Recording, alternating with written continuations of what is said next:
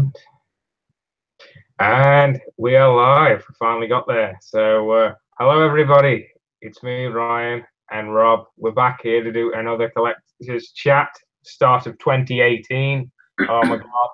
It's another year, another collectible. That's the title. And here again, like I just said, Rob is with me. How are you, Rob? I'm okay, Ryan. Yes, and considering the prices of most collectibles now and how low our dollar is, I'd say one collectible a year is all we're going to be able to afford. Future. That's what I was basically saying. Yeah, another year, another collectible. That's about it. Yeah, I know it's raping the wallet at the moment. With these collectibles, it is basically like Sideshow, and everybody's just like, "Fuck you, give me money." That's pretty much everybody at the moment. As we were just talking before, talking about movies and stuff, that's pretty much where I am at the moment. So, well, I'll collect a Blu-ray. You know what I mean? Well, they're still affordable, thankfully. They're still affordable, you know. And you can go to Amazon UK, get a Blu-ray, and they even take the tax off. I know. Fantastic. Wonderful. Yeah, God, Jesus. I know. It's still an affordable hobby. You know, seriously, I find myself now going back and collecting more films and going back and collecting other bits and pieces that I used to do before I got into collecting statues. It's just gotten, it's gotten a bit to the point where it's getting expensive. I mean, it was already getting expensive, but they're definitely now anyway. And it's like Mark as well. Mark said the exact same thing. You know, you just become more selective as it goes along now because it's the prices and stuff. It's not like when you could order like 17 fucking Hot Toys a year or something like that. You know, it's you got to be selective. It's like me. I was eyeing up the possibility of the Justice League stuff, and then obviously I enjoyed the film. Didn't think it was amazing, but enjoyed it. You know, like it was fine. And then the figures came out, and they're not the strongest from Hot Toys. I'm not saying that the head sculpts are bad necessarily. It's just more like, it's another Batman. You know what I mean? And we've seen it all before. But they just released the Hot Toys Neo up for pre-order, and oh my God, I shit kittens. Like seriously, like. I was like, I have to get this. I have to get.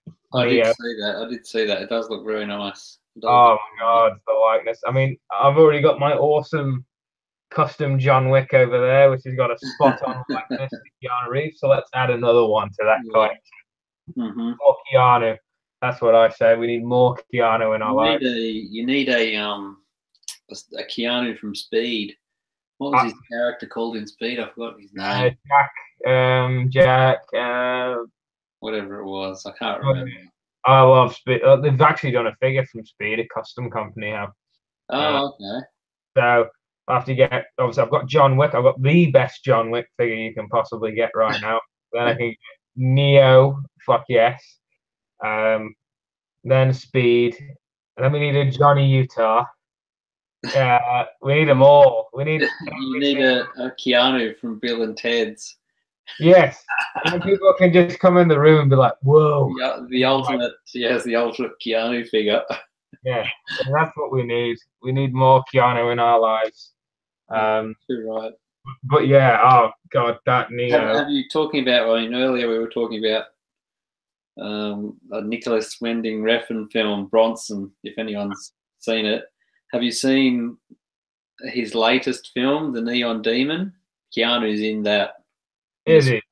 In a small role. Yeah. Have you seen it? I actually haven't. Is it good? Well, it's an acquired taste. Let me put it that way.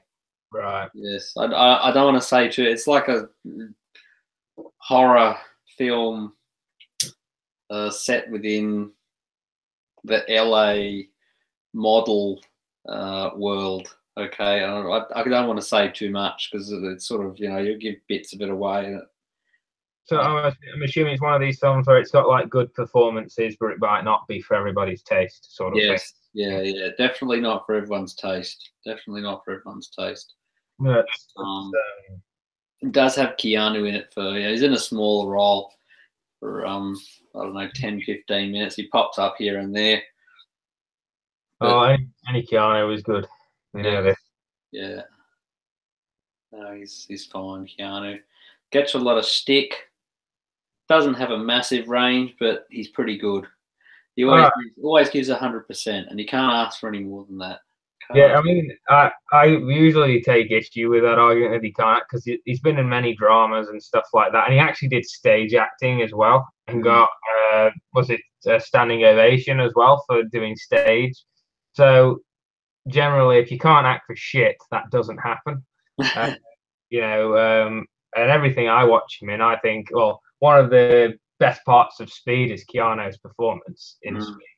I mean, he holds that film. You know what I mean? He owns it. And he's a better actor than Arnold Schwarzenegger or someone like that. You know, I mean, he's got a bit more range to him than him. And I've always liked him. Always thought he was a superb actor. Really, if you put him in the right role, he's yes. If you give him the right role, he'll do well. If you give him the right role, he'll do well. Absolutely. So, yeah. What else is new? What else have you picked up? Anything? Oh well, we haven't talked since Christmas, have we? So no, since before Christmas. So you must have picked up. Oh, I don't know, Rob. I don't know if you can see that big fucking beast over there. What the hell is that thing? That is the Justice League Batmobile replica. Oh, okay. But not only is it a replica, it's the Adult Collectors League from Mattel. So basically, it's got all the movie accuracy. It's got the paint job, the sculpt is spot on to the film. And then just to go one step further, it works. It drives. It's got a camera on the inside. It fires like the turrets turn. Yeah. Exhaust smoke comes out of the back of it. It lights up everything. Camera in the cockpit so you can see through. It's awesome. So yeah, I'm very happy with that because I didn't ask for anything for Christmas and I got that. I was like, holy shit.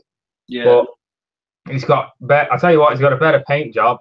I'm not saying there wasn't much to do on the tumbler, but it's more detail on that than there is on the Hot Toys tumbler. Like that's it literally is like a Hot Toys figure again, but it actually works.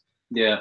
So it's like getting that dream thing. You know, you always get that brilliant collectible, and you go, it looks amazing, but I wish it worked. That is literally it. Right? They answered our prayers with that thing. It's an absolute beauty, and like I said, I keep looking at just the way it looks. The paint job and the sculpt is just so accurate to the film that I'm looking at it there, and then to know it drives as well, it just adds like the icing. But fantastic. I'll have to get a video up for that. So the suspension comes up as well, so you can do like the terrain mode, so you like that. Jesus. So yeah, it's pretty insane. How does that compare to the cost of Hot Toys? DeLorean or something like that. It's still bloody expensive, that, but imagine you're coming out. I think my parents said it'd be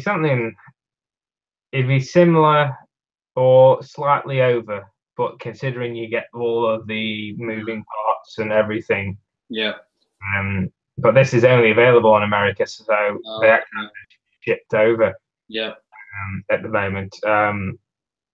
But yeah, I'd say the price is similar or slightly more. Okay. Who's selling those?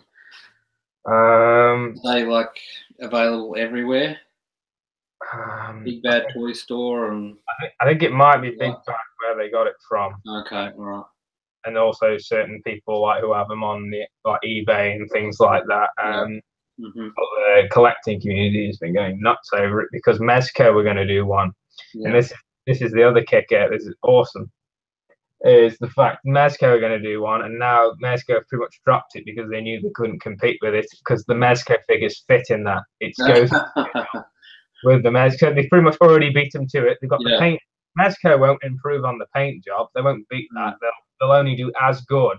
So basically, you can get two that look identically good, or just as good as one another, but one fucking actually does it as well.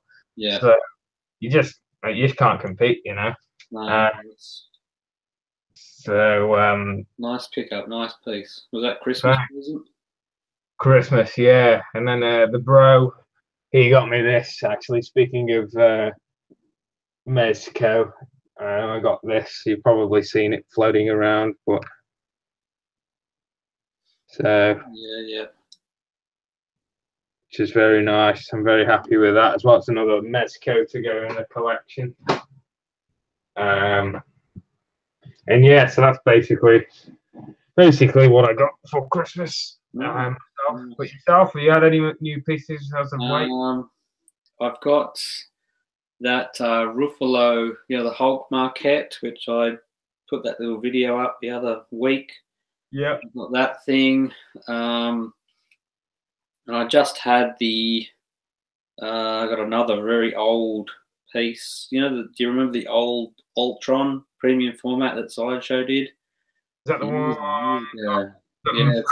Yeah, he's going like that. He's sort of, that's the one, yeah. Yeah, I got that as well. But I got older pieces for really good prices, so I'm not complaining. Did you manage to have them then? Was it just searching the net or friends? Yeah, I was just looking around, and people were sort of offloading them. And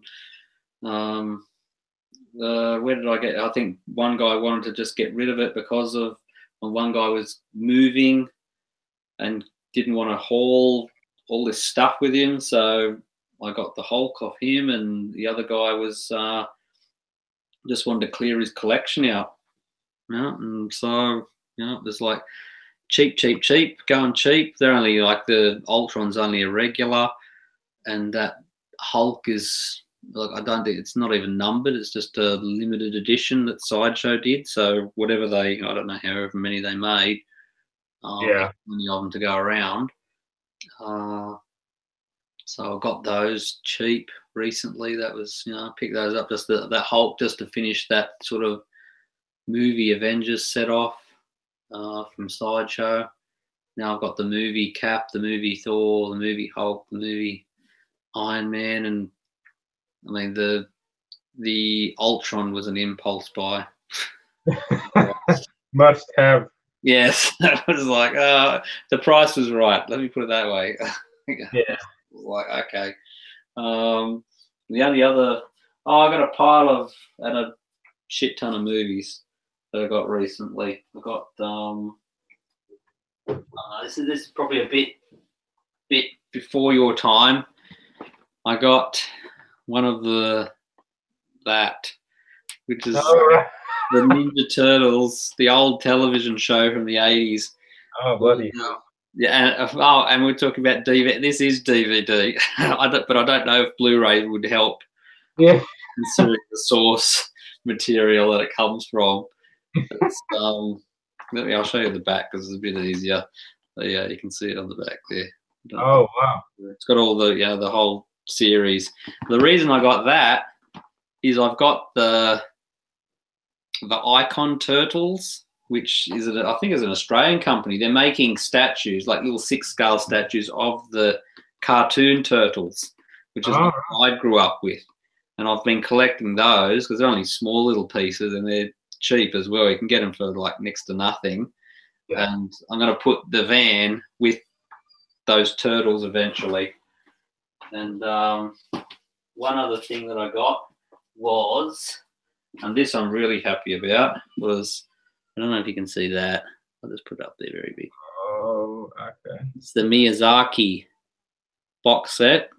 Oh, right. The guy who did Spirited Away and, Mononoke and, oh, God, what else? Totoro, Kiki's Delivery Service, Porco Road. The whole box set. And I got that. That retails locally at JB for over $300, and I got it for $95. Holy shit! Yeah. That is a deal. Very happy about that. On fire, man. Yeah. I'm sorry to have to do this. I'm just going to have to go and check on my little one, okay? Oh, that's no problem at all. I think he's having a meltdown, so excuse me for a moment. Right, that's fair enough. Well, anyway, Rob is gone, guys. One film I actually want to talk to you guys about. I'm actually going to talk to Rob about it as well. But I have it down here. Ooh, here it is. It's this film. It's a unique film. I heard word about it, but it's this one. So it's Vince Vaughn in Brawl in Cell Block 99. Now, this film I've heard about for a while. It didn't get a cinema release here in WA anyway. We didn't get one. And I know why. You see that R18 rating right there? It fucking earns it. In all honesty, I've never seen a movie so brutal and very realistic in its violence. It's very, very full on and just shows the harsh reality of brutal violence. But basically, this is basically about a guy he's an ex-boxer. He's a rough guy. And he's from sort of the South of America, and he's a rough, tough guy. He's a hard ass. He's actually a good man deep down. Like there is a good side to him and a moral compass, but he's always been sort of in with the wrong people, and basically he ends up getting into drugs and trafficking drugs and things like that, and sort of to help his wife and stuff. And they end up anyway getting a nice house eventually. But one thing leads to another. Something goes wrong in one moment, and he lands himself in prison. And he finds out basically that if he doesn't, he gets like a guy come in to call and speak to him, and basically says if you don't kill a guy in cell block 99, we're going to basically kill the fetus child. We have your wife and we're going to kill the fetus. So it's already, as you can see, it's pretty fucking dark. And basically it's him going through different levels to basically get to this guy that they want him to kill. And things happen in the film. I'm yawning, sorry. But lots of things happen in the film. But oh, holy crap, this is such a good movie. It's brutal. I would not recommend watching this with the kids. It's probably, after seeing it, you'll probably laugh at me saying that because there's just no way in how you would let kids watch this. And I will be totally honest, it is the first film I've watched where, respectfully, the film earns its R18 rating. It's not just like a marketing scheme, like, holy shit, it's R18. This is full-on violence. But the action in it is phenomenally directed. The guy who directed this, he really knows how to do action and violence and everything. And what I also like is it surprisingly takes its time to develop its character as well. That's another really cool thing about this film, is it actually doesn't just go straight to the action. What makes you care about this guy is the fact it takes time to develop his character, and he doesn't just jump straight into the cell either. It takes quite a while to get there. But for someone like Alex, now, Alex, if anyone knows Alex likes just destruction. This is pretty much like an Alex film. Alex would adore this film. As I would say, shit kittens. He would shit kittens over this film. It is god tier, and I thoroughly enjoyed it. It's not just pointless violence. This is just brutal with a really great story, and really great acting. And also Crockett's in it from Miami Vice. So what more could you really want? But yeah, I really liked it. And the director, he directed a movie called Bone Tomahawk, which I haven't seen. So that is one that I would really like to check out because I've heard good things about that as well. And apparently that's pretty brutal as well, to say the least, from what I've heard. And if this is anything to go by, I'm not really surprised. But I really, really enjoyed this. So anybody you know, friends that I know, certain people, even someone who is a fellow filmmaker, Anthony, if he is watching this video right now, watch this movie. It is absolutely godlike. I had to pick it up on Blu-ray when I saw it in the shop. I just knew I had to do it. I'm going again. God damn it. But yeah, it is pure awesomeness, and I'm so glad I picked it up. Uh, but it's not one you watch with the grandparents or anything like that, unless you want to scar them for life.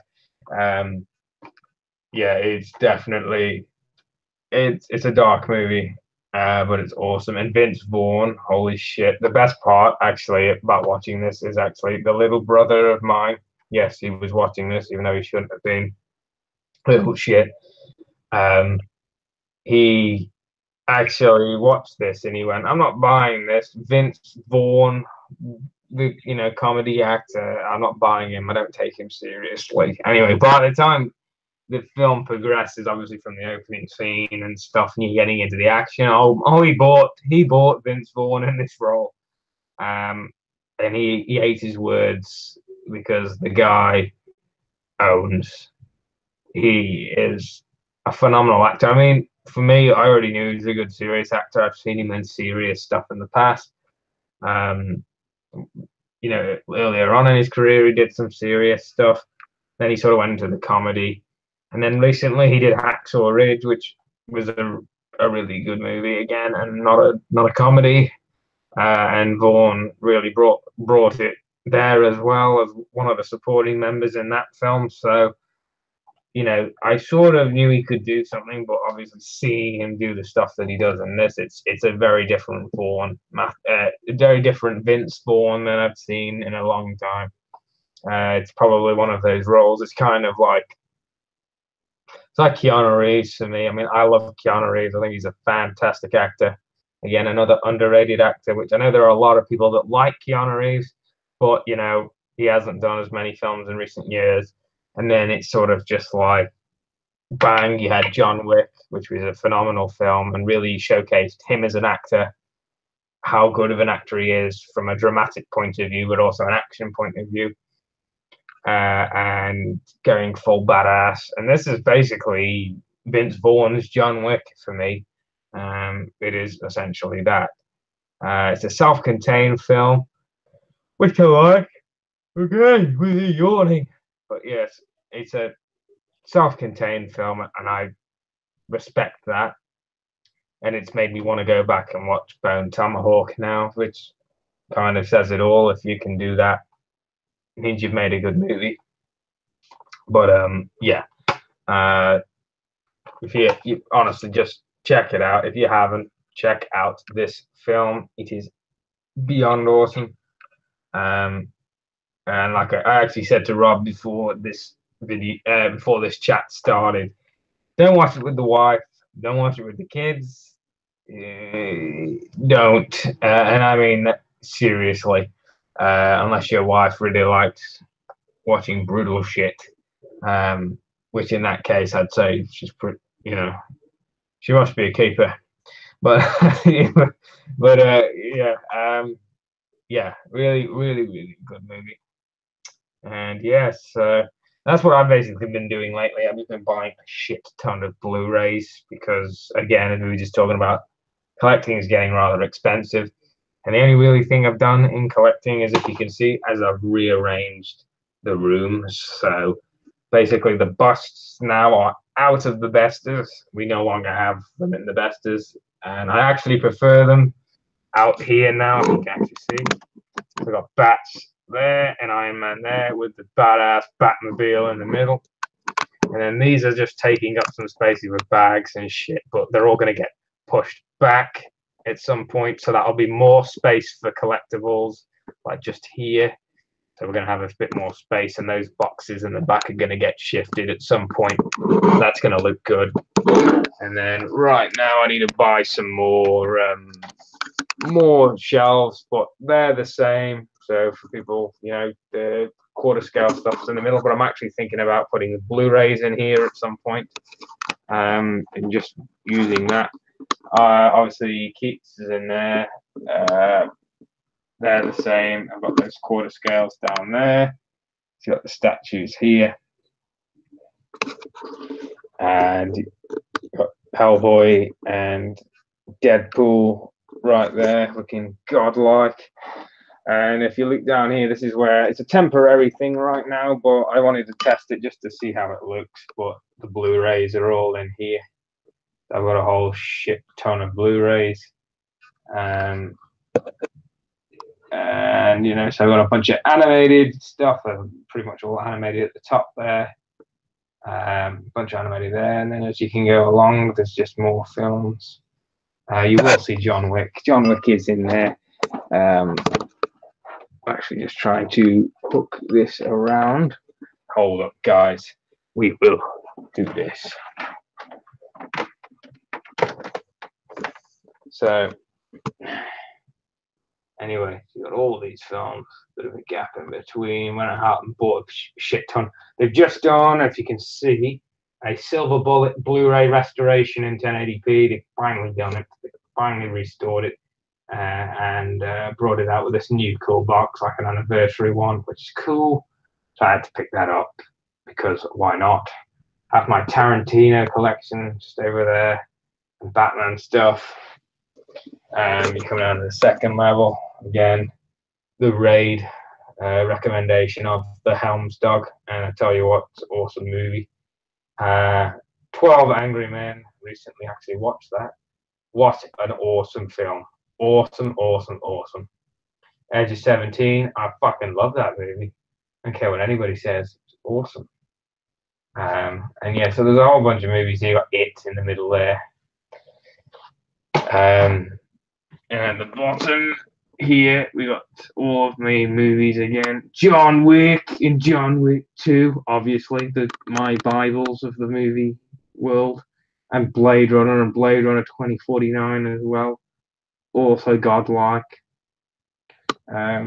Followed by Keanu Reeves in Speed and Point Break. And you got American Psycho, which is god tier. Get Out, I love that movie. I just recently bought Public Enemies and Collateral. Heat, Manhunter, so obviously you got your Michael Mann collection right there. And you got your William Friedkin collection, which is obviously The French Connection, To Live and Die in LA, Sorcerer, and The Exorcist. And I think it's Robert Parker or something like that directed Mississippi Burning, which is another masterpiece in my opinion. Logan Lucky, Mission Impossible, then I got the Apes trilogy. Book of Eli, which I love that movie. Logan, Mad Max, Fury Road, The Nice Guys, and then Denis Villeneuve's collection as well. So obviously you've got Arrival, Enemy, Sicario, Prisoners, and technically Blade Runner 2049 over there. And then I've got The Rover, which I recently watched, which was fucking awesome. And The Road, which is awesome, and What We Do in the Shadows, Taika Waititi, if I'm pronouncing that right, awesome film.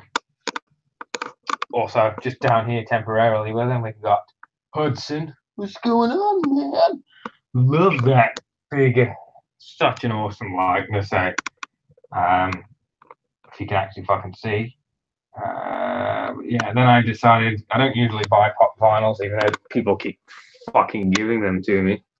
The only one I actually went out to buy was Wick, which is right there, but that's because it's John Wick and Keanu Reeves, best actor ever. And we have the Goslinator here, pop vinyl of Officer K. We have The Coon, which is a collectible I got with the South Park Fractured Butthole. And then we've got a Harrison Ford Deckard. And then next to him right there is good old Hicks. got his little fucking tracker on, and he's ready to shoot up some fucking aliens. Wonderful. But yeah, so there's quite a few stuff anyway. Rearrange the room again, so obviously there's that stuff there. I got my poster up on the wall. For people who ask, that is my Godzilla right there. That's the Godzilla picture, the one that was signed by the original guy in the suit. See, this is how retarded I am when it comes to pointing where that thing is. There it is. But yeah, that's there. So yeah, it's pretty cool. That there is a portrait of me that my brother drew. He's a really good artist. Kind of goes to show you what he actually thinks art look like, though. I'm just going to say it's a bit of a, you know, but fair enough. I like it. I think it looks great. Combines me with the Joker. And then we can trip you out with this. But yeah, so and then I've also, for people who are wondering where the comic books have gone, they are literally just in there. I got a couple of new art books as well. Obviously, I got my Blade Runner one. I got my Batman v Superman, which I had ages ago, and then I got Kong Skull Island, which is an awesome one. And then my friend who actually left to Sydney, he was left. He got me a Christmas present anyway before he left. And it is Mad Max Fury Road Collector. This is the official. Hang on, it says here. The official companion book to the highly anticipated movie. So this is the art book to Mad Max Fury Road. So I'm also collecting a lot of these art books at the moment, partly because of my fascination with filmmaking and all that sort of stuff. And it's sort of what I'm learning about as well at college. So just to see like concept arts and designs and stuff is something that I just enjoy flicking through. And it's also something to read as well, you know, in my free time. It's something like here, just like the concept designs again. You know, again, you're looking more like a Mel Gibson one there in that artwork, but it's obviously got the face of Tom Hardy. It's a really great art book, and what I like about it as well is it's not overly big. It's just the right size. So yeah, I've been collecting a whole shit ton of these. The Blade Runner one is humongous. Like, I kid you not, it's giant. I can actually even show you as a comparison. So when it comes to collecting these, the only downside is what the size is. This one, in terms of size, out of all of my art books, is probably the perfect size. And especially if I was taking it with me out and about to read, you know, it could be pretty good. But just as a comparison, now the other ones were big, but this is the size of the Blade Runner 2049 one. So you've got that, which it's a godlike book as well. Both are equally godlike in my opinion, but look at the size difference. So you got to take that out and about, or this. I'm obviously going to go with the Mad Max one.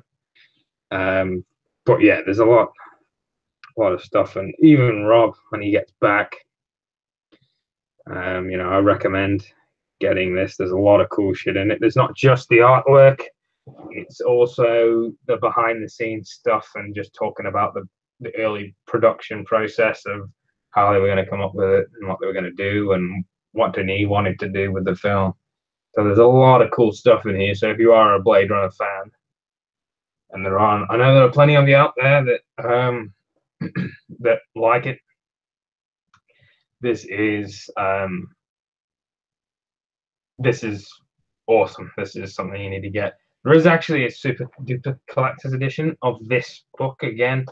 It's kind of like this. This is a rare book, and is I believe it is the only Mad Max Fury Road art book.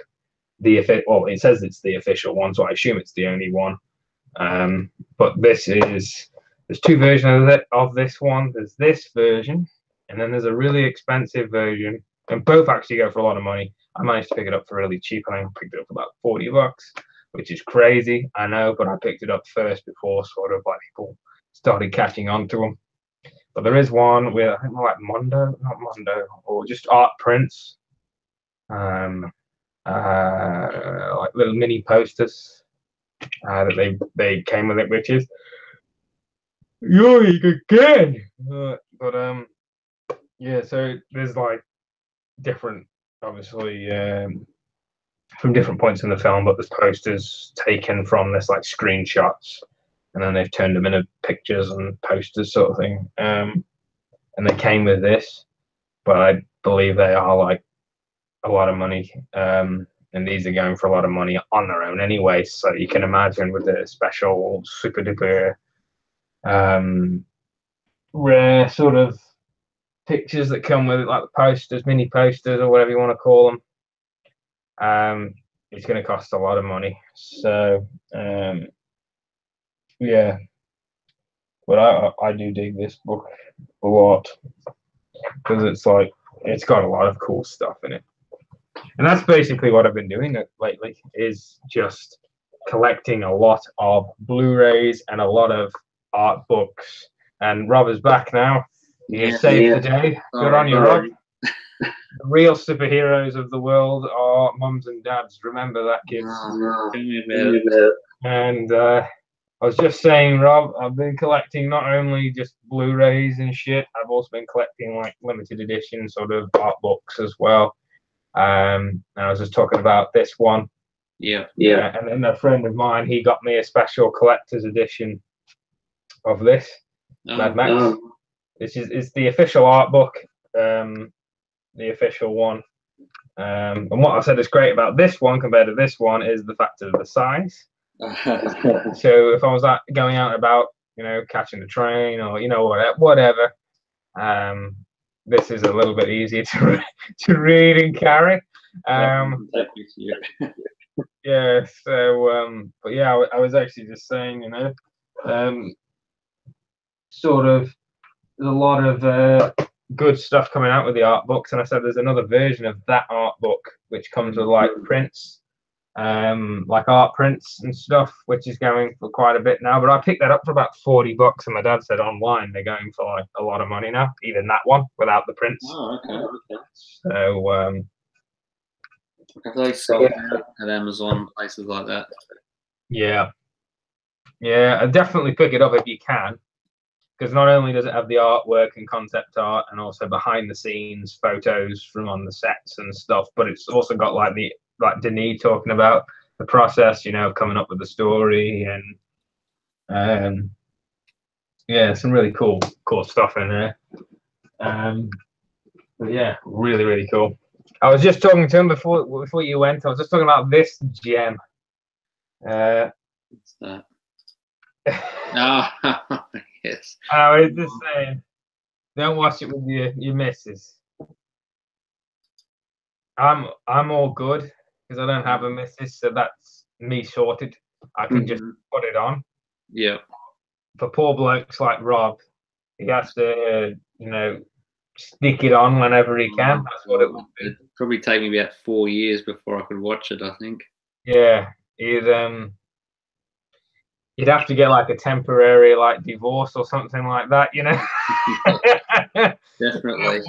Once he's watched the shit out of it, then it's all good. But honestly, if you do get the chance to check it out there, Rob, in your own space. No, I've heard nothing but good things about it, to be honest with you. I have heard brutal. I mean, it is, like I just said, it's one of the few films where I can honestly say the R8, there needs to be a higher rating than an R rating. Oh, and that speaking of movies, that Wind River that you recommended last time, I haven't checked it out, but I did read a few things. Yeah, very, very highly rated. Yes. And if you haven't seen it, there's a steelbook. I don't know if you collect steelbooks. There's a French, really nice steelbook that I'm thinking I might pick up. Big, honestly, Rob. The director of Wind River, he's been primarily a writer. Yeah. He wrote Sicario, I think it was, and yeah, he was like he sort of co-wrote it with Denis, if you know what I mean. Like they worked together to put it together. But he's great. And then he wrote also a film, didn't direct, but he wrote Hell or High Water. Yeah, I've got that. I have seen that. It's great, isn't it? Like it's a really great movie. Yeah. I love that movie. And then Wind River is like it's the first time he's fully made his film. And oh my god, it is such a powerful film, but it's such a satisfying film, but such an emotional film. You know what I mean? It's everything you could possibly want in a film. Yeah. And there is a moment in the film that happens that I actually recommended it to Alex, and Alex watched it and he just lost it. He just looked fan-fucking-tastic. He was, you know, he told me he rewatched the scene like multiple times. And you'll know the scene I'm talking about when it kicks off. But it's, yeah, Wind River is, like I said, I did a top 10 list. I don't know if you saw it on the Collectors Chat page, but no, I didn't see it. Sorry. I had a bunch of top 10 movies, and I remember I think I kicked Baby Driver off the top 10 list because of Wind River. I was just like, no, Wind River is going on there. We're gonna shuffle this down because it was that good. You know what I mean? It was that good. It was a Blade Runner for me. You know what I mean? In terms of its quality, it was great, and it's like John Wick 2 as well. I love John Wick 2, and I love that movie. But and John Wick 2 is in my top 5, I believe. It's in the top 5 section just automatically because it's John Wick. But it was kind of like, it's one of those for me where I love John Wick to absolute death, and you know how much I love it, you know. And I think fantastic films and stuff. But you know, when you just get to a point where you go, this film is so good that it overrules just something, you know what I mean? You urge to want to like something else more. You just sort of go, no, this film, it's a better film. And Blade Runner was one of those for me. Wind River was one of those for me. And I forgot what the third one. I think it might have been War for the Planet of the Apes, which was a great, fantastic. I honestly, Rob, it's just for the special effects alone. I highly recommend you check out the Apes series, or at least give them another watch, because I really do thoroughly love them. But I don't know if you've seen Logan Lucky as well. Have you seen? No, Logan? That's another one that I want to watch that I've heard nothing but good things about. Oh, I've watched it a couple of times, and it is such a good movie. It's supposed to be very good, very good. Yes, and I finally checked a movie out that my dad's always talked about. I've seen clips and moments, and I've talked about it, but I finally got to watch it the other week. And I kid you not, I've never been so blown away by pure just acting and performance. But that movie is, you'll probably get me. Yes. Oh, well done. Fucking masterpiece. It is fantastic, isn't it? Of course it is. It's no post-production crap or anything like that. It's literally just actors talking in a room. Literally, it's talking. The movie is about talking in a room. It's a stage play, isn't it? It's a film stage play. That's what it is. It fucking is, and it's. But it works. It works. Awesome. I was captivated from start to fucking finish, and Henry Fonda's awesome. And what's his name as well? Lee Jacob. Yep. He is. I mean, he's in The Exorcist, and he's great in that as well. But yeah, he's phenomenal in this film. I think everybody's great in this. That's the thing. There's not one bad role in this film. There's a lot of good performances in this, and also the beauty of this film as it stands today, as in there's a lot of things that it talks about in this film that still stand. It's still relevant. Yep. That's the timeless quality. Not many films capture that, but that.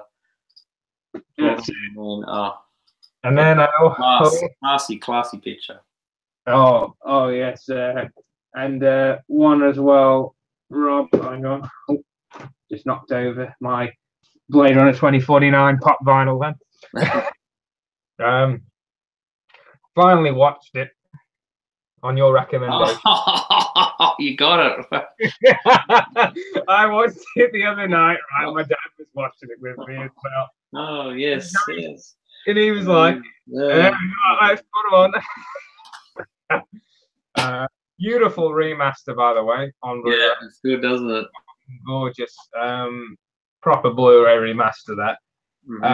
But it's funny, I was watching it with the old man because he wanted to watch it with me just in the main room. I said, if you want to stick it on, he goes, yeah. And he was on about, yeah, it's a bit slow at the start. And I went, no, wait, there's something coming. Yeah. You know what I mean? Like, I know Friedkin now. You know what I mean? Like, I get to know him, like, the way he thinks. You just go, this is fucking coming. And I'm not going to say, because for people who haven't seen it, if you haven't seen it, check this fucking film out. It is a little gem. Yeah, go and watch it. It's great. But that point, when that thing happens, and you'll know what I'm talking about, it just fucking leaves you, like, doesn't it? Yeah. Like, it leaves you just going, what the fuck? What the fuck? And that's the beauty of Friedkin, I think, with him, is he can leave you. You sort of get the idea he goes down these weird paths of fate and things like that, but he still gets you. He still, every time. One way or another, he gets you. Cool. He's a fucking genius. Good crazy old man now. He's a crazy old man now, and he does talk. I've seen him in interviews. He was actually in that interview in this with Nicholas Winding Refn. Nicholas Winding Refn. Yeah. And Nicholas looks at him sometimes. He's like, "You're talking shit," and it's because he's old and he can do what the fuck he wants now. But there is some words of wisdom in there with him as well. It's just really, and I think a lot of the time, he just literally just take the piss for the fun of it. He's got a good sense of humor. Yeah, Friedkin. But yeah, I mean, I really still enjoy this film. I've watched it a few times. Oh yeah. Oh, you picked up an Arrow, all these Arrow releases you've been buying from the UK. You sly bastard. Yeah. What else did you get? Oh fuck. Come on. Did you pick those up in the sale that they had? I mean, I know Sorcerer's not Arrow, is it? Sorcerer was Sorcerer's not. That's is some other bloody company. Yeah, they're not Arrow, but they're like Arrow. They do the same kind of work. I've actually got 2 movies on pre-order. Not pre-order, they're on order, they're on the way from Amazon. I got Outland, yes, with Sean Connery. Yeah, very good. Yes, excellent. And then I've also got a really underrated John Carpenter film, which I still have a soft spot for as a B film. I really like, and it's Ghost of Mars. Yeah. And are you getting the Indicator release? Is that the one you're getting? It's the Indicator release. I can't remember. I just made sure to get it on Blu-ray. It might be the Indicator one. Probably, if it's coming from the UK, it is. I believe it was from the UK. Yeah. Yeah, it's a really good release. You'll like it. I love do good things. They're like Arrow. They do really good things. Lots of extras, booklets. They give you the whole 9 yards kind of thing. Yeah. I'll show you a couple of pickups I got recently. Let's have a look. Here's speaking of Nicholas, I don't know if you've seen it. It was Mads Mikkelsen. Mads Mikkelsen. It's a Nicholas Winding Refn film, Valhalla Rising. Beneath the radar, not many people. Really, it's about Mads Mikkelsen is like a pit fighter, like 1,000 years ago, and he goes on this quest, this odyssey, if you will, a little bit Hearts of Darkness, Apocalypse Now, Agira, the Wrath of God kind of thing. If you like that kind of thing, check it out. You might like it, but I don't know if it's ever been released in Australia. This is a German media book, like a digibook thing with like 2 discs and. Right. And how's it English? I'm assuming, right? Or was it in foreign? No, no, it's got an English soundtrack on it. It was made actually in Scotland through Oh, the. so it's not like dubbed then. It's No, actually. no, it's in English. Yeah, it's all in English. But this is just the German release of it because it was a nice release that I wanted to pick up. That was a good one. I got that from. Oh, that's an Italian steelbook of all the Captain America films, the First Avenger and Winter Soldier and Civil War. wow. I don't have any of those on Blu-ray. I don't own any of the Marvel stuff past Iron Man 2. I never bought it. Have you watched Civil War yet? Yeah, I've seen it. I've seen it before. I don't own it. So what did you think of it? they put out 2 steel books. They put out this Captain America set, and they put out an Iron Man with 1, 2, and 3 in it. Similar to nice though, nice set. This is all embossed.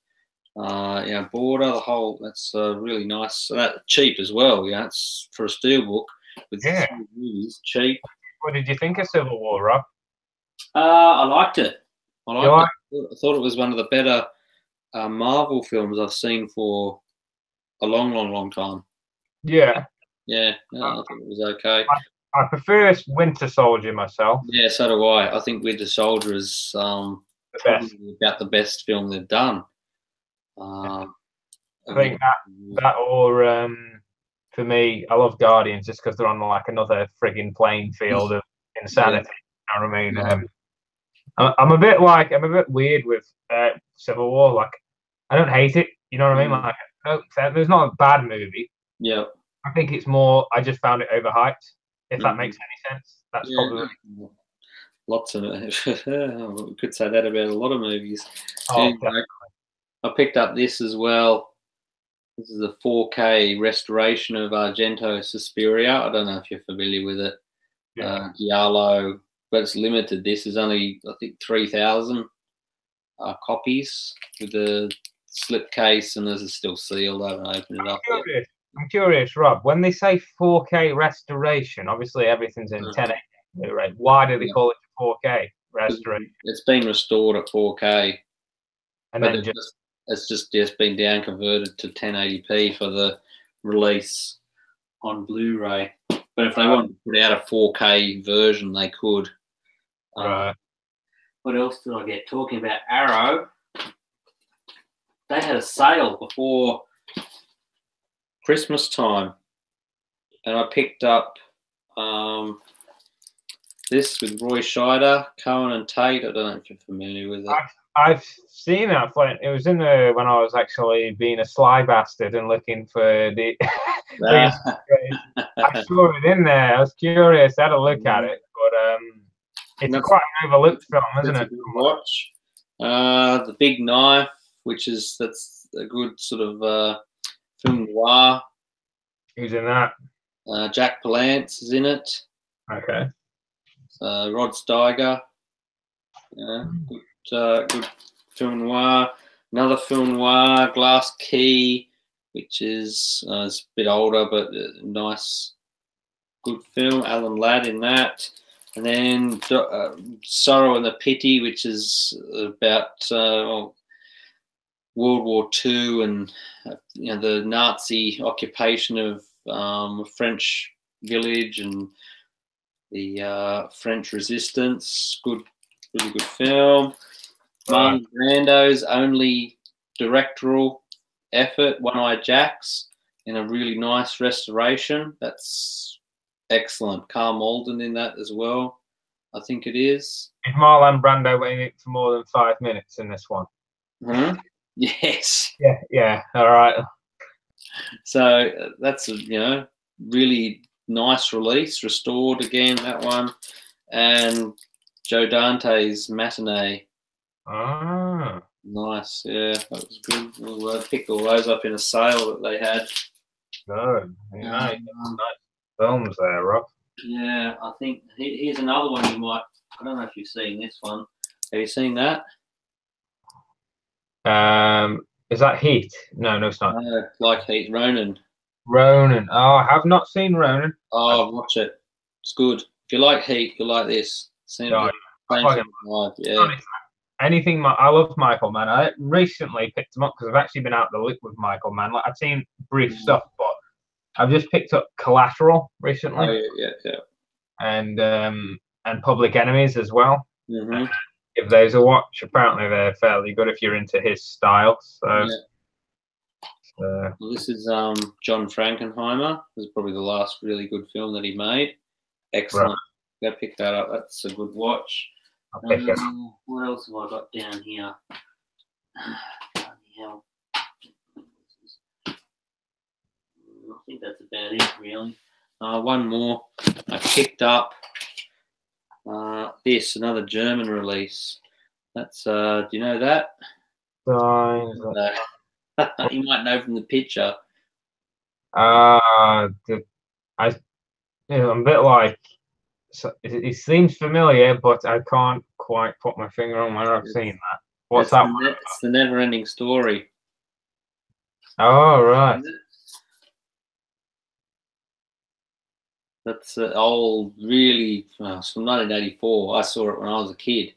Loved it, still love it. But that's a German steel book, but it's got a restored version on it, which is 10 minutes longer than the version you would have watched and I would have watched as a kid. And It's got a completely different soundtrack. You know, really nice release and lots of extras and special features on it as well.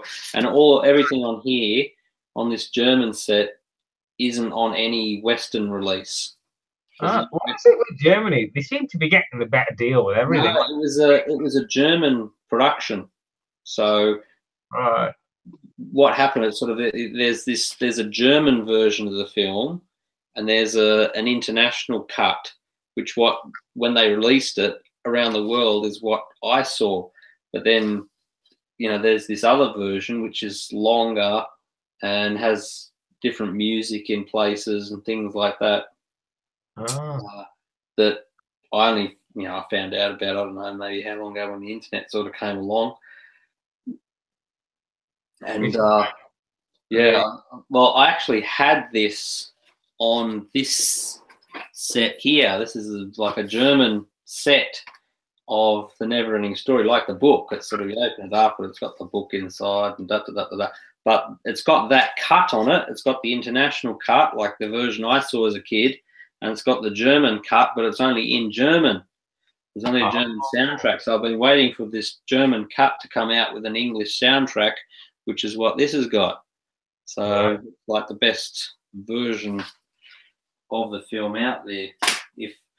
Was it English, like with the actors English speaking, or was it? Yeah, it was shot in English. It was shot in English because it was made for an international audience. Right. But this German version, it got dubbed. Yeah, it was dubbed all in German. Yeah, and it's got German titles and all the rest of it. Even the titles on that version on the Steelbook, like the title on the Steelbook, it's all in this. The titles on screen are all still in German. So, but it's got an English soundtrack, so you can still watch it and know what's going on, which is good. But I think that's about it. I don't think I've got anything else. As I've been picking up, I've been getting like Disney Villeneuve films. I picked up obviously Blade Runner 2049 on Blu-ray. I had to get that. Yeah, I've got that coming. I've got an Italian Steelbook coming. Of course you do, Rob. Of course you do. Yes. Well, only the best. Only the best. Come on. Yeah. Well, I was debating whether they get that fucking was it Swedish or was it? Oh, it might have been German again. The one with the fucking blaster. Oh yeah, that's the German set. Yeah. But it's just like before I could get onto it, it pretty much sold out, and then everyone's selling it. If you bought that, you know what would happen? It'd get confiscated by customs. It would, wouldn't it? Because the gun. It would. They'd confiscate it, and they'd say this is a weapon, and you'd never see it. I was going to order the same set, but customs here are really shitty that way. Anything that's like considered even a prop weapon. Because I was reading a story about a guy who come from the UK, moved from the UK to Australia, and he had, you know, the James Bond films. Oh yeah. Man with the Golden Gun. Okay, do you know that with Christopher Lee? He's got a gun that he puts together made out of gold or whatever the hell it is. He had a prop replica of that, and he was getting it brought to Australia because he was moving out here, and of course customs got a hold of it, even though it's just a prop replica and it could never fire and it isn't a weapon as such. It's just a prop. Yeah. Customs got a hold of it and destroyed it. Bad luck. God, that's gotta suck. Yeah. So I remember this actually. I remember because I went into Game, you know, Game, the store Game, and I don't know if you have it in these cases. It's went into liquidation here. yeah. But this, it's crazy. Somehow they managed to get the metal batarang in the country, right? Mm. For some reason, this is plastic, pretty much. Yeah. But they said that they were originally going to just release it just as the batarang, but they couldn't. So the way they got around it was they had to fasten it onto the base, Onto the stand. Yeah. which is weird because you'd have thought with the Blade Runner one, it would still apply.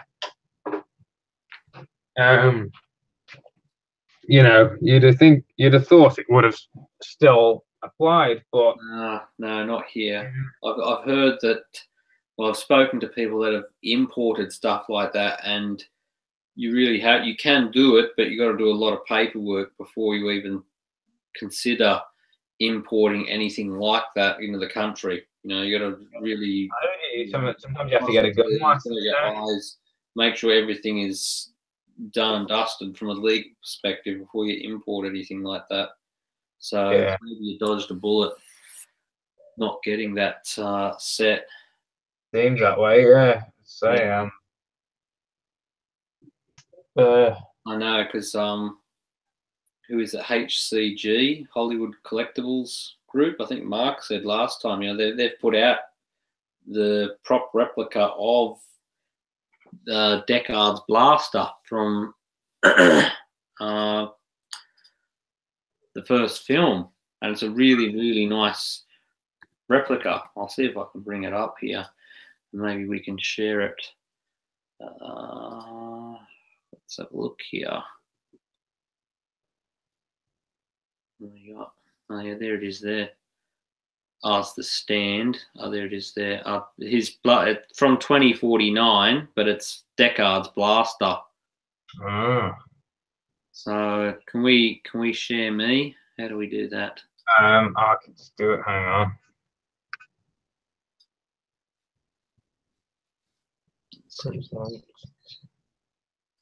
Present to everyone. There we are. So you're on the screen now. Okay, I'll see if I can. Where is it gone? The other ones. No.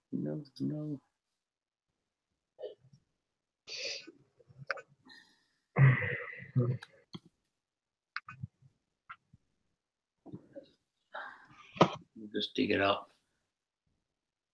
Oh, they've got that G1 star screen on there. There it is there. Can you see it? Not yet. You just got to share it now. You've got to do the screen share. Oh, hang on. So you just got to. I presented you to everyone, but so you're on the screen permanently until I take it off. Oh, it's not showing it for some reason. No, it's not going to work. Sorry. Let's take that off. Yeah, you can take it off. It's not going to work. Not working, is it? That's all right. I've got it up, but it's not working when I try and screen share. But it is there. If you go and have a look at that Hollywood Collectables. Right. Sorry. They've got that prop blaster there. But again, that'd be customs would take it before you got. Yeah, no, it's a bummer really because I love to get. But like I said, my dad, it's expensive. It's expensive, but you know, Hollywood Collectible, they do good payment plans as well. Like you could put it on a 12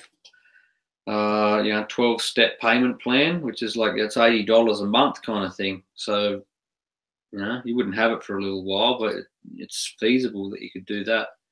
that can get here though, can it? Hey, Would that get here though? I think if you went through the right channels and filled out the right paperwork, you could get it here, but it'd be a bit of a headache. Right. I wouldn't like your chances. Yeah. But it looks really nice, beautiful. It sure does. I mean, like my dad, he's as I told you last time, he's got the whiskey in this limited edition Blade Runner 2049 whiskey. He's got that in his Bester at the moment. Mm-hmm. And he's planning on getting the Deckard glasses to go with it. So that'll be cool. But yeah, there's not a lot really in terms of Blade Runner. There's not really much out there at the moment. I mean, there's a few third-party sort of like figures out there. Like there's a K coming out, which looks pretty good. There's a few of them, and basically, if you combined them all together and took parts from each, you'd have the perfect figure. Okay.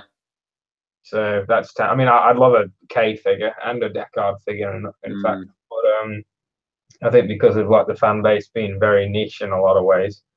I think it's a case of rights as well, especially to the first film. I think the rights are all over the place, aren't they? Yeah, all over the place. I don't know if that's really been, in terms of merchandising, has all been actually worked out. I don't even know if they worked it out. I guess they would have for 2049, but I think 2049 seems more because you got like the top vinyls, your NECA, and you've got like say the whiskey glasses and all of that crap. So I'd say 49's in a more stable position.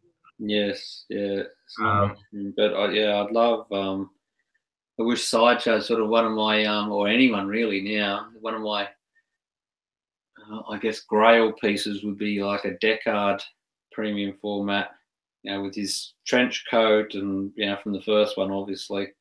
Yeah. Trench coat and the suit that he's got and the shirt. It's all really ornate stuff in terms of the design. His blaster and stuff, and my dream Blade Runner piece, I think, would be kind of like a diorama, but it would be basically Roy Batty holding Deckard up, like on the rooftop, but he's just coming to his final moments. I'd love to see that because one of my favourite scenes. That love Rutger Hauer. I'd like to do a Roy Batty as well. That'd be fantastic. A PF.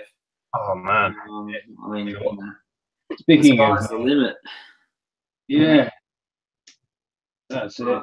Doesn't look like it's going to be. Unfortunately, it's a bit sort of like the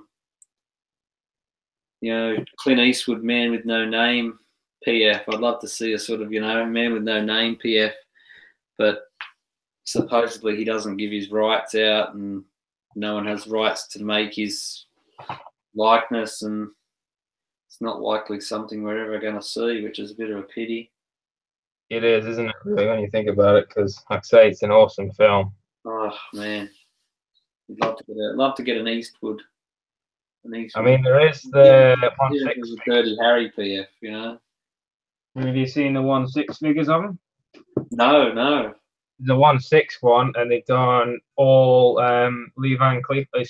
Well, the Clint Eastwood and the Lee Van Cleef. I think I might have seen some 1/6 figures. Absolutely spot on. But you're good luck trying to track them down because weren't they like super rare custom type jobs that someone done? Yeah, I mean, I won't even mention the name of the guy because of certain reasons. But yeah, I was just going to say, speaking of Rutger Hauer, I actually recently rewatched this the other day. Oh yes, Blind Fury. Yeah, I love it. Isn't it directed by Philip Noyce? It is. Yes. What did he direct? It was. Is it Clear and Present Danger? Was it or something? Yeah, and I think Patriot Games as well. He did both of them. Yeah, and fear of present danger, and Yeah, yeah, I liked it. really. I mean, I just like this Summary, film. yeah. Something unique about it. You know what I mean? Mm. But no, I'm glad I bought it actually on Blu-ray. It's a good film. It is. It is. It's good fun. It's good fun. Yeah, it's one of those like where it can be fun with itself while still having heart and having cool action as well. It's good. Like, It's good. I don't know if you're the same, Rob, but I completely love that the final sword fight in the evil lair, where basically it's like dark and they can't see him, taking them all out one by one. But I also got this, Rob. You probably have it. I don't know. What is that? I don't. I was looking at it when I last went to JB. They had a copy of it there, but it was I think it was like $25 or something. And it was like,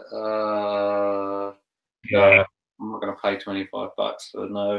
I got it on a something sale. I think it was. Yeah. But yeah, I had to get it because I love Silver Bullet. I've heard it's actually hard to track down. It is. There's not that many copies of it floating around. Funny story. I actually have Silver Bullet on DVD. I had the DVD one as well. So, naturally, just seeing it on Blu-ray, I was like, yeah, gotta get it. But yeah, I like Silver Bullet. I think it's a unique film in its own way. Yeah. But I enjoyed it. Also, I don't know if you've seen this one, part of the collection as well. What's that, Outlander? No, I haven't seen it, but I've heard of it. It's really good. It's an underrated film. When it first came out, it wasn't appreciated. And now later down the line, years later, people have appreciated it more. It's like they wrote it off like fucking people from the future crashed, with Vikings and aliens. That bullshit. But it's actually a really well directed film, well acted, and I like this guy from Person of Interest. Good movie, unique movie, definitely. Jim Caviezel. Yeah, I think that's his name. Yeah, he played Jesus in Passion of the Christ. Oh, right. Yeah. What else has he been? I like him. He played. He also did. I don't know if you've seen The Prisoner. Do you know of The Prisoner? You should, from being from your part of the world, you should know Patrick McGowan. I am a free man. I am not a number. I'm a free man. Number 6, number 2. No, it's way before your time. Ask your dad. He would know about it. The Prisoner. It was a TV show made in the late 60s, off the back of another TV show that he did called Danger Man, which was like a TV show of Bond, of the early Bond films, but it was on television. And anyway, The Prisoner is fantastic. It's awesome. And Jim Caviezel plays the same character that Patrick McGowan played in a television remake. And it's got the remake's got Ian McKellen in it as well, I think, for a few episodes, but I've never watched it, so I really don't have any interest. So he's in the remake then? Yeah, I watched the original with Patrick McGowan. It's awesome. Where is it set again? Oh God, Port Merion, I think it is. I don't know, tiny little Welsh town. Oh, right. Tiny little Welsh town. It's all sort of self-contained. Right. Real sort of surreal as well. Very surreal. Yeah. Check it out. It's good. It's really good. Still holds up. There's a short series as well. There's only like 17 episodes that they ever did, and then it was sort of, cut short kind of thing. But if there could be a link, see if there's you can buy them. You have to send me a link. See if I can buy them. Oh yeah, you can get it. Yeah, it's cult. Got a cult following like Blade Runner, so it's always available. You can always catch it. Yeah. Oh, by the way, speaking of linking me into stuff. I got it. Oh, well done. Excellent. Yes. Good man. Good stuff. I've yet to watch it yet. Like, I had to watch it on this. Not Alan Parker, but I'm glad I got it. So yeah, good movie. Great movie. Not good. Great movie. Yes, great movie. It's actually one of my favorites of all time. In fact, is bloody awesome. How awesome is he in that film? Yep. Did you smile? Yes. I'll cut your head clean off, and I'll cut your head clean off, and I don't give a shit how it reads on the reports. Yeah. Oh, mate, that's it. Awesome. Awesome. Oh, what a great movie that was. Hackman is like the only man to really just own it. Yeah. Great film.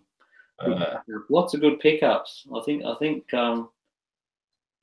this collector's chat's turned into a bit of a movie chat.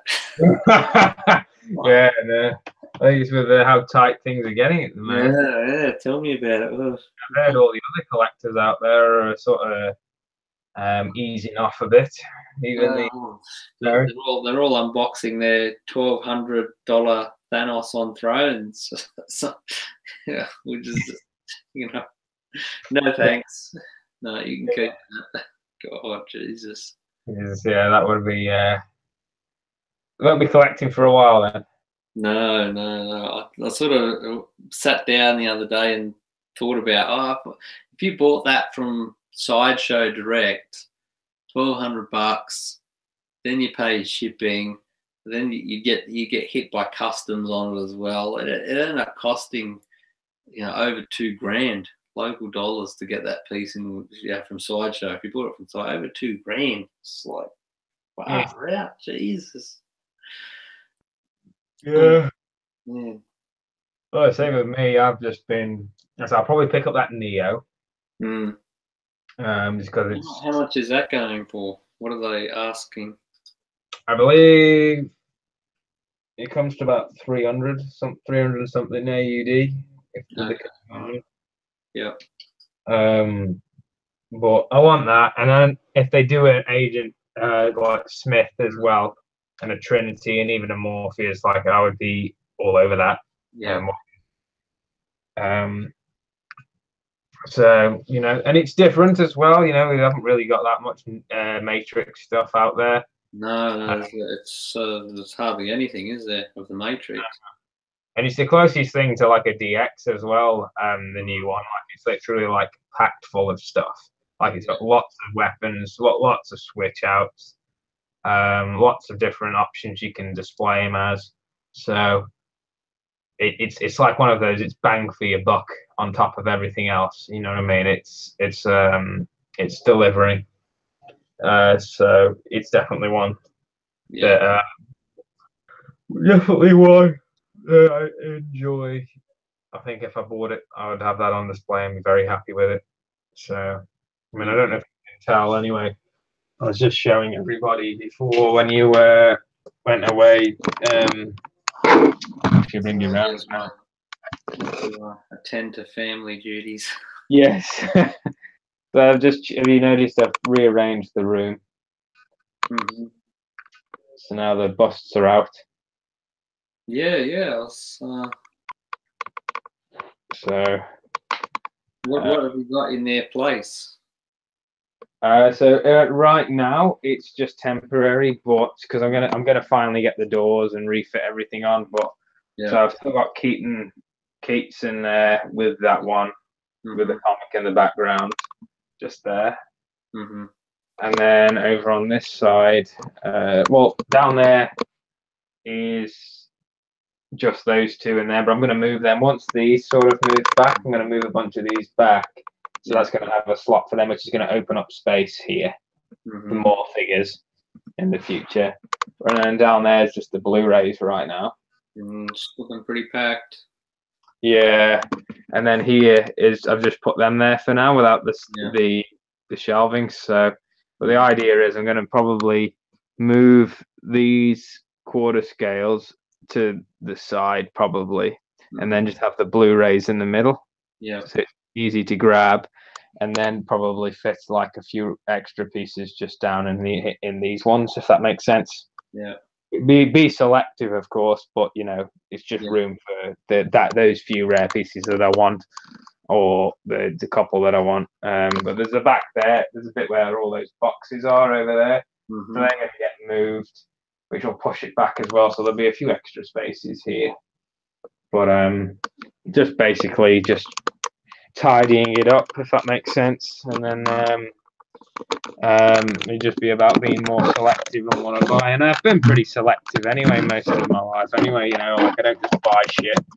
Like I know some collectors they just buy on impulse. You know what I mean? A lot of the like some people buy Ultrons on impulse. Yes. I don't know who any of those guys are. I mean, yeah, silly bastards, aren't they? Jeez. I know, silly bastards. But yeah, so I've just sort of, I know I've got enough space to keep going, and like those NECA ones, they are going to get moved over this way somewhere, and then I'll probably have more figures in there and stuff. Yeah.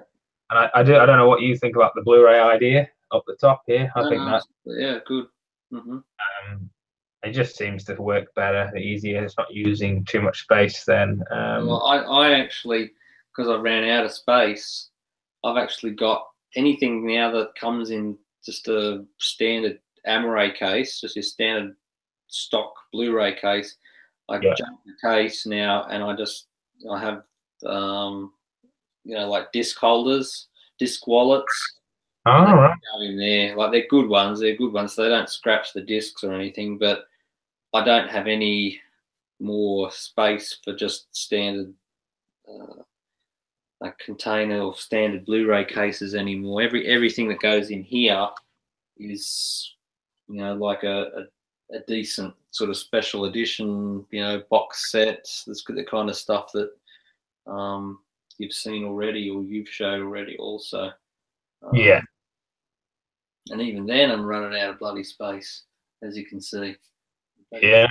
Fit all over the place in here. I got to do like you, do a bit of a clean up in here and try and reorganize a little bit of stuff. God. Yeah.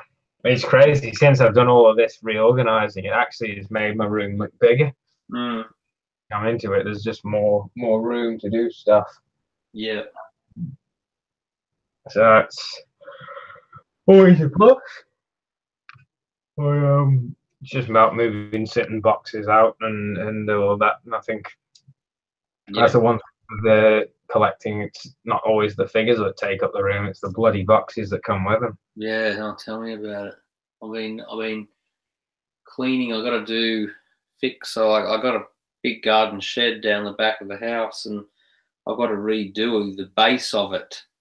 And I've been taking all the boxes out that I've got in that shed, and my garage now is like stuffed to the gunnels with bloody premium format boxes. You know, it sort of gets I can't put the car in the garage anymore. It's like so full, and it's getting to the point where I'm thinking, do I really want these boxes? Should I junk them, or you know?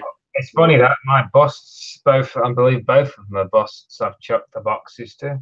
And the reason is because I don't see people.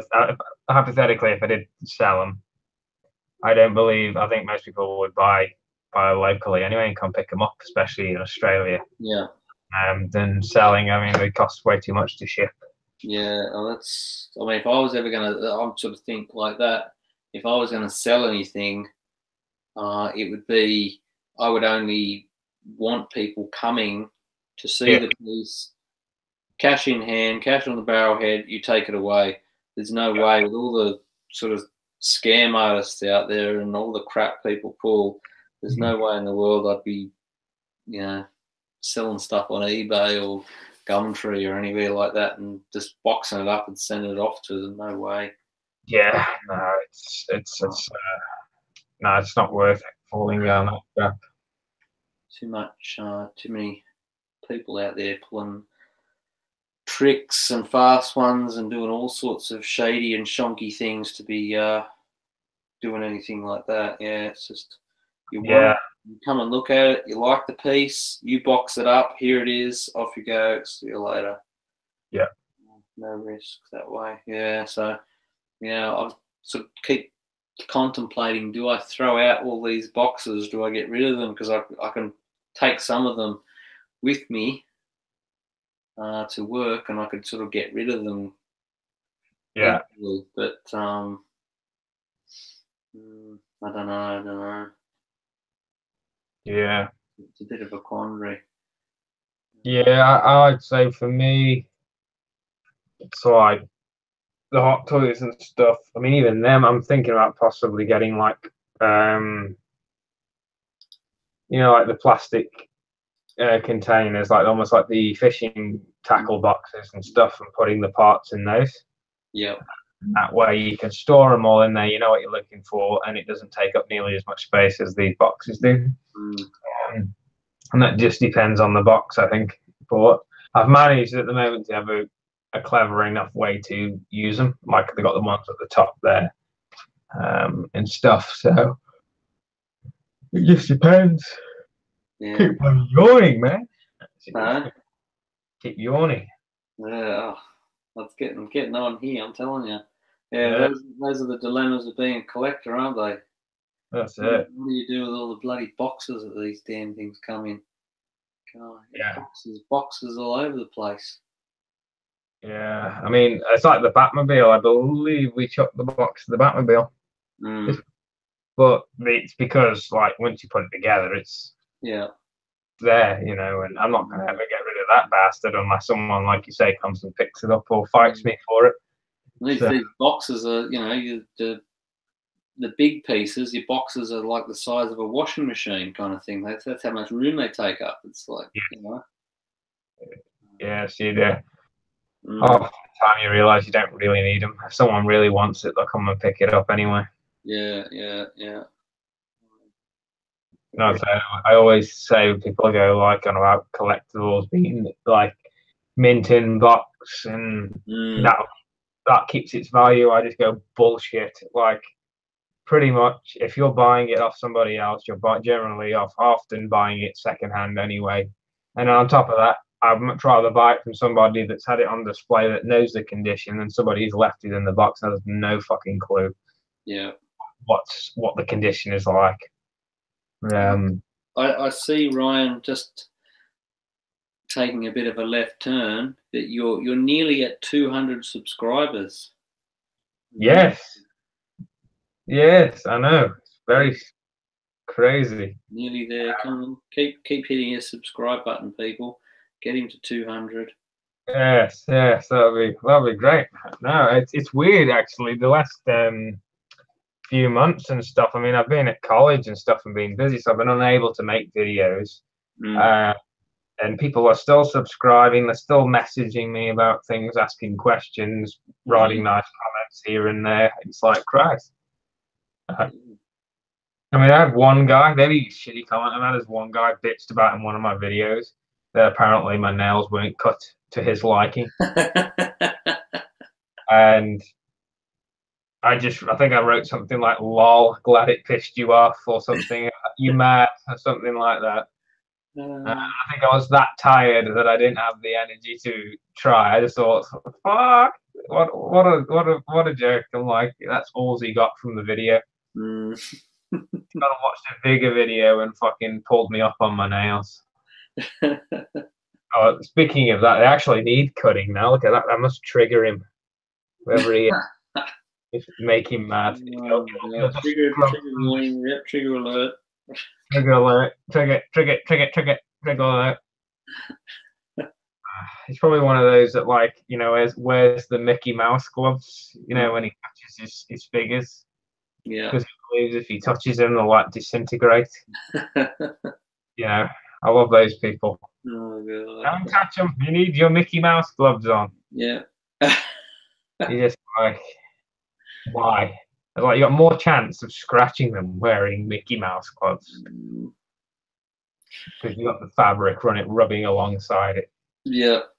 But yeah, people don't get that. Right. Maybe they're like the fingers, the oil on their fingers, like sort of you know, alien blood or something. They're going to touch it, and it's going to dissolve. Yeah. Masterpiece. Oh, that's what it is. I mean, I know they get them, but when you touch certain materials, like if you got greasy hands, the last time I checked, I never chowed down on a burger and then yes, and then put a statue together. That's right. Hang on a minute. Right, let's get on it. Right. Big bag of fish and chips, all greasy and oily. Rob or something. Now I'm going to play with my figures. Yeah, absolutely. It's the dad thing, isn't it? You got to eat and put together on the go, isn't it? That's how Christmas goes, isn't it? You got to put the figures together while eating. They got to multitask at Christmas. Yeah. So, yeah, no, I do find it funny, but no, I'm actually blessed. Like, can't believe I'm nearly 200 subscribers. Never. Yeah, that's excellent. Well done. You'll get there. Yeah. Yeah. I was looking on here and saw you sort of 200 and thought, oh yes. But I don't know what you were sort of, you know, last time I saw your channel, I think you were sort of around 120 or something like that. So, yeah, I know. It's been shocking. I mean, I thought I'd probably lose more. Obviously not posting as much, but people have stuck around, and it's like on the Facebook page. I haven't been posting on there a great deal, but I've posted stuff on there, and people have still been liking it and stuff, which is crazy. Yeah. You know, and if there is more I mean, I think a few of the American guys were from the American collectors chat. Were I think it was the gentleman. I keep forgetting names because obviously I work in a job where I have to learn everybody's names or forget people. But yeah, the gentleman who knew Victor. Oh yeah, Lou. Yeah, Lou. That's it, Lou. I believe Lou. I think he might have liked or something on one of the posts and stuff. So he must be keeping by, which is nice. You know, it's nice to get support from. Lou's good. Lou's good that way. Yeah. Yeah. Good guy. Good bunch, you know, and well, that's the thing. I think we'll have to do that more often. Sort of see if we can get the fellow American. We have Mark, good old Mark, on here as well from America. I told Mark, he said he's about as Australian as American can get. Like, yes. His dedication, and although he couldn't be here today, that's all good. We know how much of a big task it is actually. Well, the time difference itself is insane. Yes. So yeah, but yeah, no, it should be good. All right. We might have to wrap it up there. Wrap it up. You got a visitor, have you? I think I'm being summoned. Yes. So that's all good. We can wrap it up now. Anyway, it was no problem. It's a good chat. So but yeah, I'll have to get another one going sometime soon. Yes, back at uni, so that will cause a bit of a bump in the road with all of that, trying to find the bloody time and energy to put together. Well, we'll just wait until you're on break. You know, what do you get? You must get some time off of around Easter. I don't know. What? Hang on. How long have we got now till Easter? I'm losing track of time. Is it? I think it might be March this time. Is it March? I can't remember. But I did check the other day. It's early April, so I think it's right. It's very early this year. It's right at the end of March, early April is the long Easter weekend.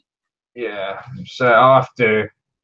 Yeah, and I mean, usually my sort of the way my college works is it's like in 3-month periods. It's really weird. Yeah, but usually they do a week off around Easter.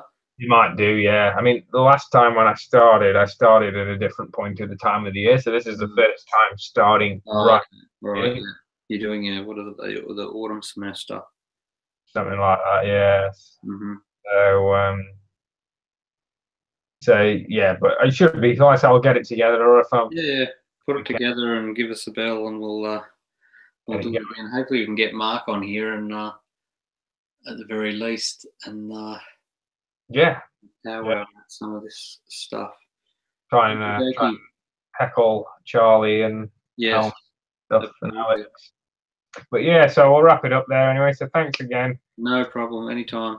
It was always a pleasure. Sorry for the interruption, but yes.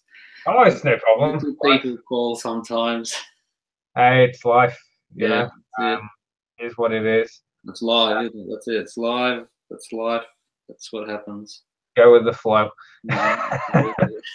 But yeah, so like I say, thanks for chatting, and everybody that's watched this. I hope you know you enjoy it. Share it around with other fellow collectors and movie fans, and spread it around. Let's see if we can get more people in the conversations as well. I recently, by the way, just before we go, I'll say I got it. If you can see just under Iron Man, I got a camera there. Nice camera. So should be some better quality videos coming out. And you can also test my filmmaking skills then, whether they're good or not. So you can critique me. You're like, what the fuck is this, Ryan? Like, yeah, so I'll try and put them together whenever. I've just got to work the ins and outs with that, how to transfer it on here and stuff. Do you know the story of just to end it? William Friedkin got a copy of the score for The Exorcist. I think it was Lalo Schifrin, I think, who composed the original score, and he was in the booth listening to this score thing, and he took the recording off the thing, ran outside, and threw the recording across the road and said, "That's where that fucking shit belongs." So, oh shit. That was William Friedkin, yes. He didn't like it then? No, he hated it. Oh, God. Funny that, isn't it? Because it's like iconic now. Yeah. Interesting. Anyway. Right, okay, wrap it up then, and we'll talk sometime in the future very soon. Definitely. Looking forward to it, mate. Anyway, have a good one anyway. Have a good week. Have a good weekend, most importantly. And I'll catch you later. Will do. Have a good one. Right, see you, Rob. See ya. See ya.